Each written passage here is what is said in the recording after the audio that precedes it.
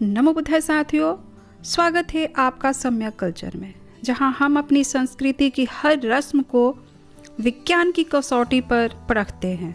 आज हम बात करेंगे एक ऐसी परंपरा की जिसके बिना हमारे समाज में मोक्ष की कल्पना अधूरी मानी जाती है। पिंडदान। क्या सच में आटे के पिंड से हमारे पूर्वजों की आत्मा को शांति मिलती है, या यह सिर्फ एक ऐसी कर्मकांड है जिसे हम बिना सोचे समझे पीढ़ियों से करते आ रहे हैं? क्या है पिंडदान? पौराणिक कथाओं के अनुसार पिंडदान एक ऐसा अनुष्ठान है जो हमारे पितरों को मोक्ष दिलाता है। मान्यता है कि पिंडदान से उन्हें मृत्यु के बाद की यात्रा में भोजन और शक्ति मिलती है। लेकिन साथियों, क्या यह बात वैज्ञानिक रूप से सही है? आइए इसे समझते हैं। विज्ञान के 3 सवाल आपके सामने खड़े होते हैं। क्या आत्मा होती है? क्या मरने के बाद आत्मा भोजन करती है? क्या हम किसी को खिलाने के लिए खाना नदी में फेंक सकते हैं? पहला सवाल, क्या आत्मा होती है? विज्ञान में हर चीज को उसके भौतिक प्रमाण, फिजिकल एविडेंस से मापा जाता है।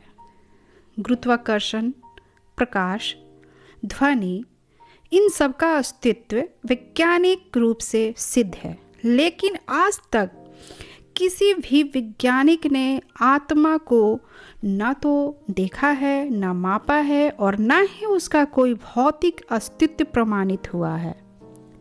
विज्ञान के अनुसार जीवन एक जैविक प्रक्रिया है जो दिमाग और शरीर के तालमेल से चलती है।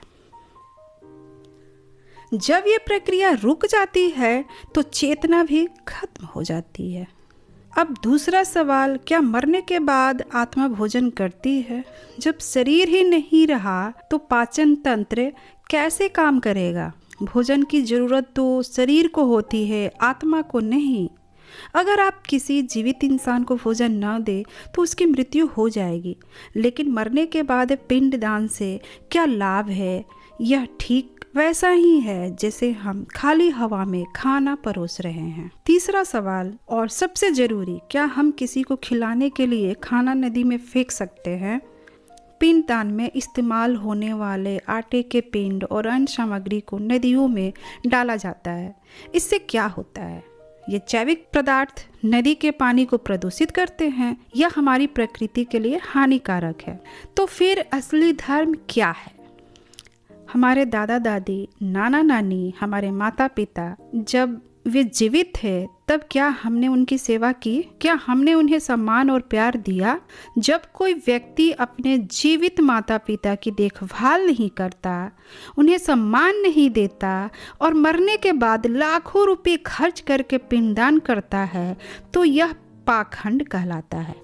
साथियों, असली पिंडदान क्या है जानते हैं? असली पिंडदान है अपने जीवित माता पिता की सेवा करना, उन्हें प्यार और सम्मान देना, उनके सिखाए गए मूल्यों पर चलना, अपने समाज और प्रकृति को बेहतर बनाना। यही सच्ची श्रद्धांजलि है, एक ऐसी श्रद्धांजलि जिसका विज्ञान भी समर्थन करता है। तो साथियों, अगली बार जब कोई आपसे कहे कि पिंडदान से मोक्ष मिलता है तो उनसे पूछिए, क्या जीवित इंसान की सेवा करना मोक्ष से बड़ा नहीं है?